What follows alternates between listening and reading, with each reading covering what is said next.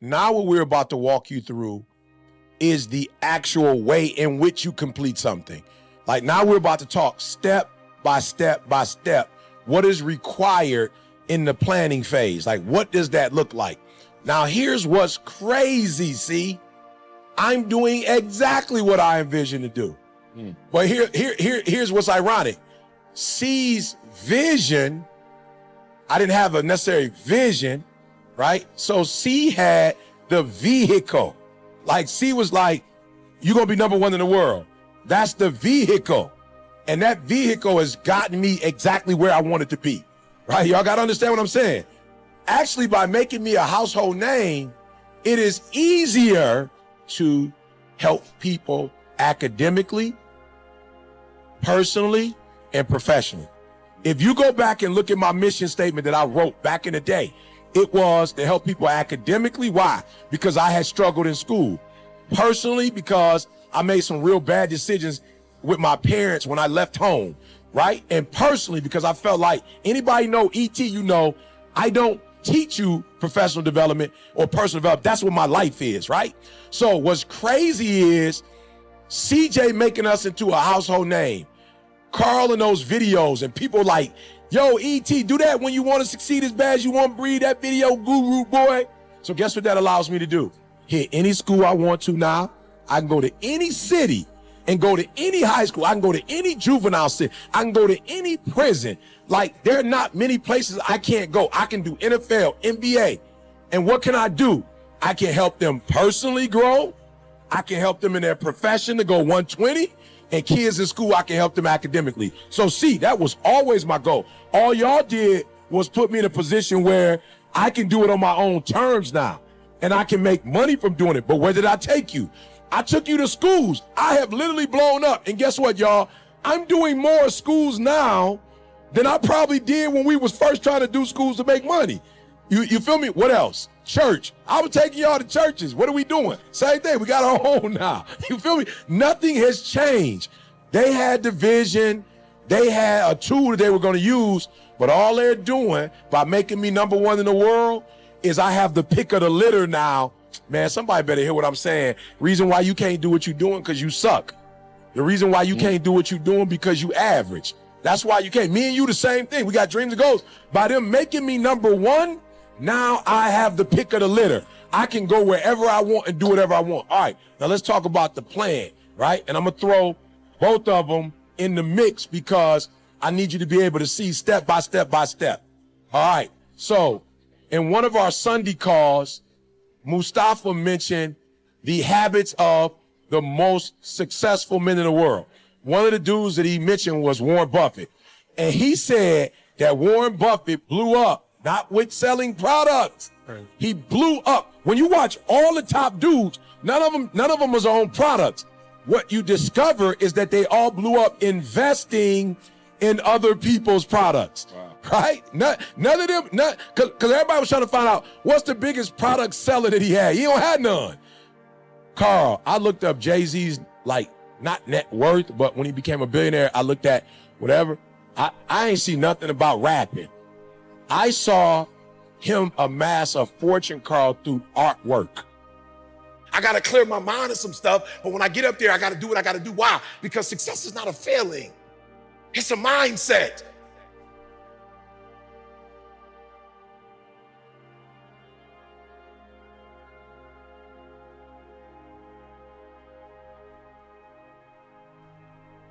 I need you to clear your mind of every single thing that's in it that's stopping you from being successful. The first one is what everybody else thinks. One, here's what I need y'all to do for me. I only need you to worry about what one person thinks. Right? I know this is going to blow some of your mind. But why is it that your parents, great human beings, great character, they're not entrepreneurs? How is it that they can make you feel bad about something that you're doing that they know absolutely nothing about? No, you think I'm playing when I say one. I mean it. You got to be on one accord.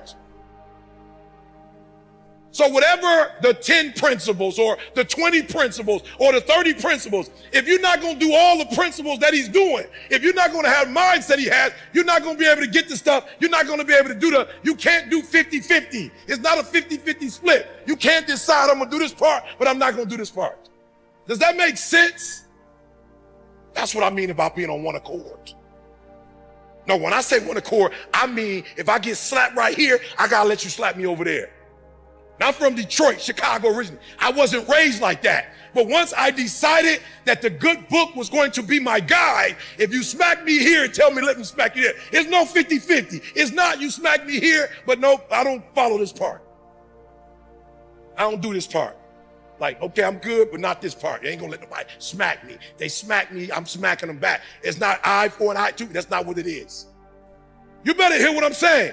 I don't care how much money I make. The good book says I'm supposed to return the tithe. So I return the tithe, then I bless the church with a little bit more money. Then I bless other. It's not a 50-50. I don't get to choose which parts I like and which parts I don't. And some of you are not successful because you pick it and choose it. All right, I'm going to say it again. I'm saying like you didn't really like that part. I'm going to say it one more time. Some of you are not successful, not because you can't do this business. Number one, you're listening to people who have no business in your ears. Stop. It works. It works. High school dropout. America. It works if you work it. You can have and be and do whatever you want. I told you, I got a coach. I had to pay to learn how to listen. Okay, you missed that one. That's a bonus. No, you missed that. I had to get a coach to teach me to stop going this way and stop going this way and follow what I'm told. Okay, I'm gonna say it one more time.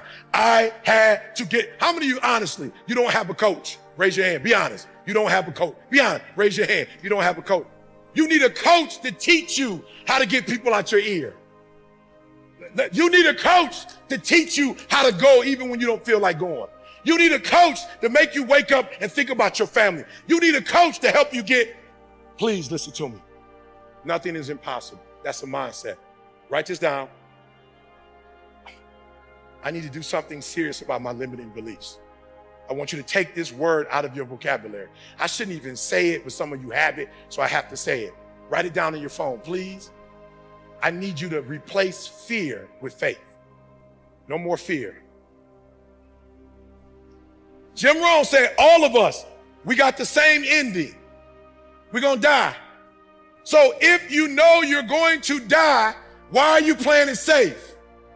Like if you know you're going to die, why are you listening to other people tell you about your life? If you're going to die, why don't you live your own life? Man, that's what I loved about my grandma. She drove until she was 89 years old. She died in her own home. She didn't die nowhere else. My grandma lived her life on her terms. My grandma got her hair done every 2 weeks. She still was getting her hair done. She was still going and getting massaged. She was still going to get manicure and pedicure. With the little money she had, she lived life on her terms. And guess what? There were some people in my family that didn't like the fact that she lived life on her terms and didn't care what they thought. But you know what? She died on her terms. You're going to die anyway. Don't die on your grandma's terms. You're going to die anyway. Don't die on your friend's terms. You're going to die anyway. Don't die on your parents' terms. If you're going to die, die on your own terms.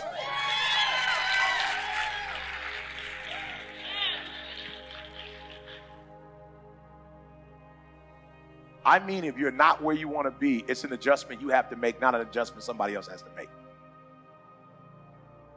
So the first thing I want you to realize is that your mindset, right? Your mindset is the reason why you're not where you're supposed to be.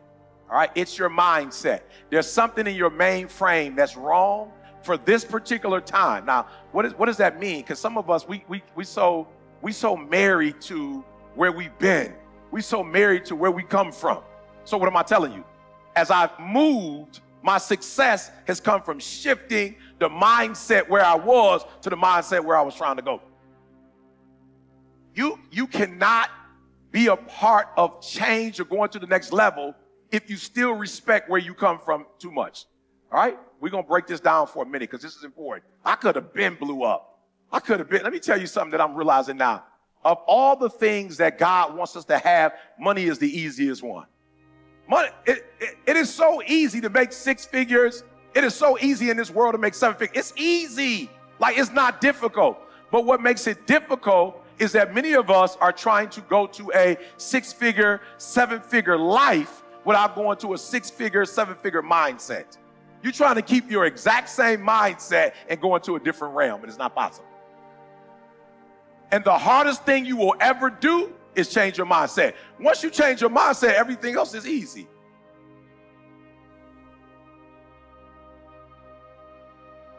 So there are certain thought patterns you have that no matter how hard you try to get 6-figure, 7-figure, you'll never be able to go there, because a part of being a CEO is being vulnerable.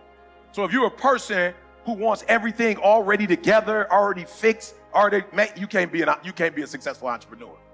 Because an entrepreneur, I think vulnerability is probably one of the greatest things we have to deal with. It's our money we spend it, it's our time we spend it, and once we put it in there, we don't know for sure it's gonna work or not.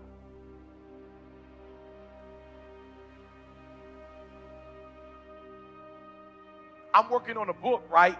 And the young lady, and as I'm going through with her, she was like, Eric, the hardest part about working with you is that you don't have a demographic. Imagine the kid that was 13, 14. Imagine I wish y'all would have met me. I wish y'all would have met me at 21, 22, 23 with the full dashiki boy. They think I'm playing. I don't know where she at. When I first got to Michigan State, they're like, bro, you're going to have to calm down. I'm talking about I'm coming to class with the Malcolm, with the looking through the window like what?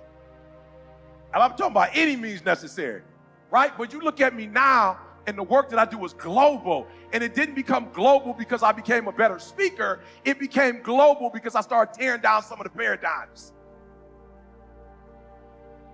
And so what I'm trying to tell you is, you can attract the female, you can attract the male, you can attract the business, you can attract whatever you want to attract, but you're going to tear it down if you had the same mindset. And even in my marriage, my wife would just argue year after year after year. Why are you so paranoid? Like, why do you think I'm against you? Like, why would you be married to me, but yet you don't trust me? And I said, yo, I never realized it. I got to go back to therapy. I was like, sweetheart, it's not that I don't trust you. I don't trust my mama.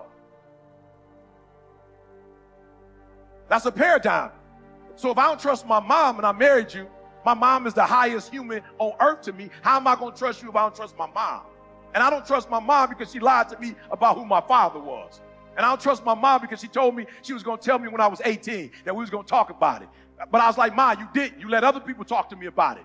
You let other people tell me. So they told me their story. I never got your story. And so now I'm messed up, because if you can't trust your mama, you can't trust no human on earth. And so now God is like, you got to fix that.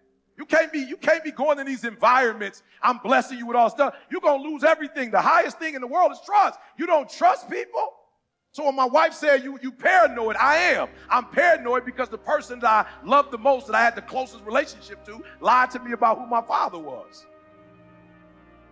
And then when I discovered who he was, meaning that I know my grandma, I know my aunts, I know my uncles, I know my family, I thought he was a friend of the family, then my mom put me in a situation where if you go after a relationship with him, then you'll lose the one you have with me.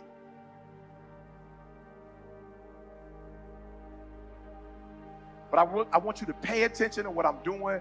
I want you to pay attention to what I'm saying. And then in your own world, I want you to do it, right? So I want you to look at the people that you look up to in your world. Look up to those people who you feel like, man, in this area, they got it. I don't have that area. And I want you to actually physically write down everything that they're doing. There are things that we do that aren't right, but because we do it, we feel like it's right. There are ways that we think, behaviors that we have. It's not right. It's not productive. It's not helping you and your family. It's not helping you personally. It's not helping you spiritually. It's not helping you make money. But you're not objective because it's you. You feel like it's okay. If it's wrong, it's wrong. And I want y'all to get to the point where you are mature enough to say that even though it does not feel good, even though I don't like it, even though it's not something that I want to do, I can't keep doing what I feel because it's not going to take me where I'm trying to get to. I have to be factual.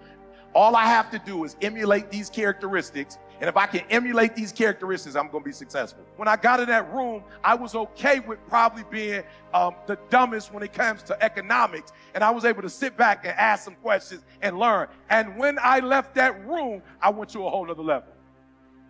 Write that down. I will no longer bring my feelings to business.